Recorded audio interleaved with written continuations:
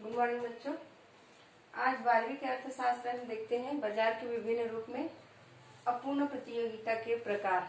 अपूर्ण प्रतियोगिता के 3 प्रकार हैं: द्वैधिकार, अल्पाधिकार, एकाधिकारी प्रतियोगिता। तो पहले देखते हैं द्वैधिकार। किसी बाजार में 2 व्यक्ति का अधिकार होता है, उसे द्वैधिकार कहते हैं। पहले एकाधिकार पढ़े हैं और ये है द्वैधिकार। द्वैधिकार में 2 व्यक्ति वैसे ही वस्तु बनाते हैं। इसमें विशेषता भी वही रहेगा, किसी एक वस्तु का 2 विक्रेता होते हैं।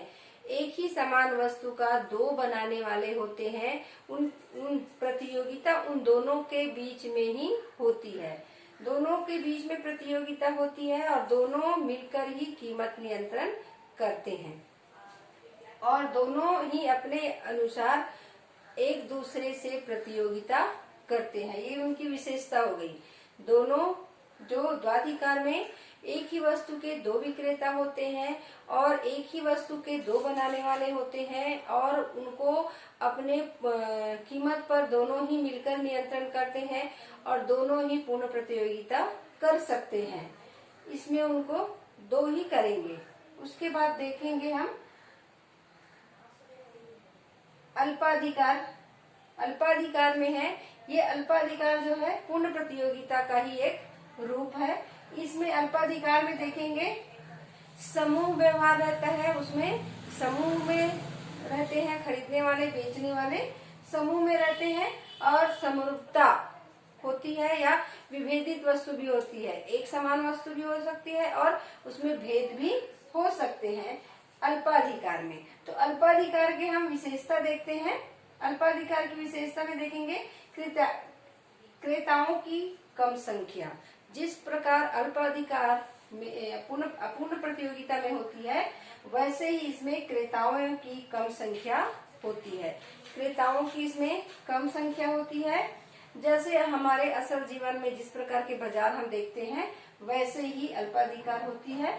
इसमें क्रेताओं की संख्या, जो बेचने वाले होते हैं, फर्म होते हैं, उसकी संख्या कम होती है और बड़ी भी होती है। कम के साथ साथ में वो बड़ी भी फर्में होती हैं। समूह व्यवहार। समूह व्यवहार का ध्यान रखा जाता है क्योंकि इसे समूह को देखा जाता है। समूह में बेचते हैं, समूह के नियम को मानते हैं और थोड़ी बहुत अंतर होता है कीमत में, परंतु सामूहिक आपस में मिलजुल के काम करते हैं। समरूप अथवा विभेदित वस्तु। इसमें जो वस्तु होती है, ये एक समान भी हो सकते हैं या कुछ अलग भी हो सकते हैं। जैसे पंखा ही बनाए हैं तो एक समान पंखा देखने में एक समान लगता है, परंतु रंग, रूप, क्वालिटी सब में अंतर आता है। कोई 4 महीने में खराब हो जाता है, कोई 4 साल चलता है, कोई 12 साल चलता है। तो इसमें समरूपता भी हो सकती है और विभेदित हो सकती है। कलर में, गुण में, सब में अंतर हो सकता है। बना वही रहे हैं, कूलर बना रहे हैं तो हर फैक्ट्री जो है एक ही समान का कूलर नहीं बनाएंगे। सबका रंग, रूप, कलर और क्वालिटी में अंतर होता है। वैसे ही कीमत स्थिरता। इसमें कीमत स्थिरता पाई जाती है। कीमत स्थिरता नहीं रखेंगे हम, तो हम अगर बेच रहे हैं तो खरीदने वाले जो है, अगर उनको वस्तु पसंद आ गया तो कहीं पर देख के वो कम, अपने स्थिति से कम वस्तु में कम कीमत वाले वस्तु खरीद सकते हैं, या जो पसंद आए वो अधिक कीमत वाले वस्तु भी खरीद सकते हैं। परंतु अगर हम देखेंगे कीमत स्थिर नहीं रखेंगे, उत्पादन हम करते हैं, उत्पादन करेंगे और प्रचार करेंगे। प्रचार करने के बाद जो हमको उसमें कीमत स्थिर जब रहता है तो किसी प्रकार का कोई आफत नहीं आता, क्योंकि कीमत स्थिर है तो हम उसके हिसाब से बेच सकते हैं और उसमें और कम ज्यादा नहीं कर सकते, क्योंकि खरीदने वाले जो है अलग अलग जगह जाके खरीदेंगे, अलग अलग कीमत को देखेंगे और उसको अगर पसंद आ गया वही वस्तु तो ज्यादा कीमत में भी वो खरीद सकता है। और अगर हम कीमत स्थिरता का एक और कारण है कि हम अगर ये फर्म बड़े होते हैं, इसमें आसानी से हम प्रवेश नहीं कर सकते, क्योंकि बहुत बड़ा ये रहता है और बहुत कम मात्रा में रहते हैं ऐसे उद्योग, और बड़े बड़े उद्योग होते हैं और हम आसानी से उसमें प्रवेश नहीं कर सकते, क्योंकि बड़े फर्म खोलना आम बात नहीं होती है, लाभ हानि वहन करना पड़ता है, तो ये आसान नहीं होता है। फर्मों का प्रवेश तथा बहिर्गमन कठिन है। इसमें फर्म जो है बड़े बड़े होने के कारण इसमें प्रवेश करना और बाहर जाना बहुत ही कठिन होता है, क्योंकि बड़े होने के कारण इसमें अमाउंट बहुत होता है, पैसा बहुत लगता है और काम बहुत होने के कारण हम आसानी से इसमें प्रवेश नहीं करते, इससे बाहर नहीं जा सकते। मांग वक्र की अनिश्चितता, मांग वक्र अनिश्चित होते हैं क्योंकि मांग के अनुसार हम उसमें पूंजी तय करते हैं, परंतु कभी कभी मांग जो है अपनी उपयोगिता के अनुसार बढ़ती है, तो उसको हम हमारा जो हम जो वस्तु बना रहे हैं, दूसरा वही फैक्ट्री वैसी सामान को दूसरा फैक्ट्री अगर बना रहे हैं तो उसका बिक्री क्या होगा, लोग कौन सा सामान खरीदेंगे, वो कैसा कीमत तय करेगा, इससे हमको ये चीज हमको जानकारी नहीं रहता, इससे हम अनभिज्ञ रहते हैं। तो मांग वक्र कैसे बदल सकता है, कैसे खिसक जाता है, कम ज्यादा हो सकता है, इसकी जानकारी नहीं होती है अल्पाधिकार में। तो ये हो गया अल्पाधिकार की विशेषता। विक्रेताओं की कम संख्या, समूह व्यवहार, समरूप अथवा विभेदिक वस्तु भी हो सकती है, कीमत में स्थिरता होती है, फर्मों का प्रवेश तथा बहिर्गमन कठिन है, मांग वक्र की अनिश्चितता होती है। अब देखते हैं हम एकाधिकारी प्रतियोगिता। एकाधिकार और एकाधिकारी में बहुत अंतर है। एकाधिकार में एक ही बेचने वाला या एक ही विक्रेता होते हैं, उसको राजा कहा जाता है, उस वस्तु को एक ही बनाने वाला होगा और बेचने वाला होगा, वो अपने सामान का सर्वे सर्वा होता है, अपने लाभ हानि के अनुसार उसका कीमत वो तय करता है। परंतु एकाधिकारी प्रतियोगिता उससे अलग है। असल जीवन में जिस प्रकार की प्रतियोगिता होती है अपूर्ण प्रतियोगिता, वैसी उसी का वे भी एक रूप है। इसमें कहा गया है फर्मों तथा विक्रेताओं की अधिक संख्या।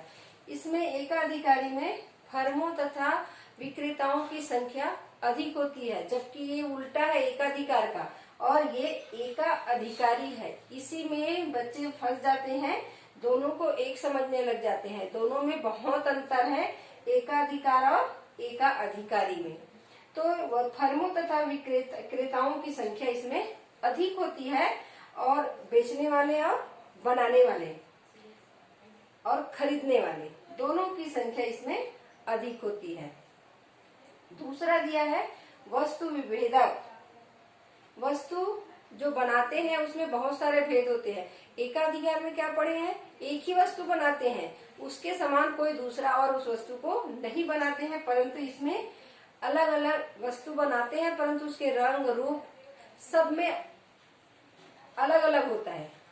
उसके आकार, जैसे एक ही वस्तु भी बनाएंगे तब भी उसके रंग रूप गुण में स्वभाव में अंतर पाया जाता है। फर्मों का स्वतंत्र प्रवेश तथा बहिर्गमन होता है। फर्मों का कभी भी हम स्वतंत्र रूप से प्रवेश बहिर्गमन कर सकते हैं, स्वतंत्र रूप से उसे प्रवेश कर सकते हैं और अपने स्वतंत्र रूप से उसे बाहर हो सकते हैं। इसमें किसी प्रकार का कोई बंधन नहीं है। फर्म छोटे छोटे होते हैं और बहुत सारे होते हैं, तो कभी भी उसमें प्रवेश कर सकते हैं, कभी भी उससे निकल सकते हैं। विक्रय लागत। विक्रय लागत मतलब बेचने में जो लागत आती है उसका भी वहन करते हैं, क्योंकि बेचने में जैसे लागत आती है तो हम विज्ञापन करते हैं, विज्ञापन में है, विज्ञापन करके हम उसमें लागत को बढ़ा सकते हैं, विज्ञापन करके अपनी वस्तु की क्वालिटी को बता सकते हैं, उससे क्या है प्रतियोगिता बढ़ती है, हम अपने वस्तु को और अच्छा दिखाते हैं विज्ञापन के द्वारा, तो लोग और उसको खरीदने के लिए ललायित रहते हैं। पांचवा दिया है गैर कीमत प्रतियोगिता। गैर कीमत प्रतियोगिता वही है जब हम अपनी वस्तु को बेचते हैं तो एक के साथ एक फ्री बेचते हैं, या एक वॉशिंग पाउडर में एक चम्मच फ्री बेचते हैं, या कुछ भी ऐसे हैं जिसके साथ कुछ फ्री दिया जाता है, वो होता है गैर कीमती प्रतियोगिता। हम उसमें और कीमत जो लगा रहे हैं, जो वस्तु तो बेच रहे हैं उसके साथ में एक कुछ भी चीज फ्री दे रहे हैं, वो गैर कीमत प्रतियोगिता में आता है। वैसे ही पूर्ण ज्ञान का अभाव, जो हम इसमें सामान बेचते हैं, दूसरा फर्म बेच रहा है और दूसरा जो व्यवसायी है उसमें जा रहा है, उत्पादन कर रहा है, उत्पादन करने के बाद उसमें से वो कितने कीमत तय करेगा, मेरा सामान क्या है, और कितने में वो बेचेगा, ये सब चीजों के बारे में यहाँ पर कोई जानकारी नहीं होती। कि हम जो सामान बनाए हैं दूसरा व्यक्ति भी वही सामान बना के बेच रहा है, परंतु उसका कीमत वो क्या तय करेगा, उनका लागत क्या आएगा, इन सब चीजों की जानकारी उनको नहीं होती, अनभिज्ञ रहते हैं। तो ये हो गया हमारा बाजार के स्वरूप का अंतिम वीडियो, क्योंकि हम सबको पढ़ चुके हैं। अब अंतर उसमें बुक में दिया हुआ है, अंतर को आपको खुद को लिखना है, याद करना है, उसको पढ़ना है। अब इसका क्वेश्चन आंसर मैं इसके साथ में भेज दूंगी।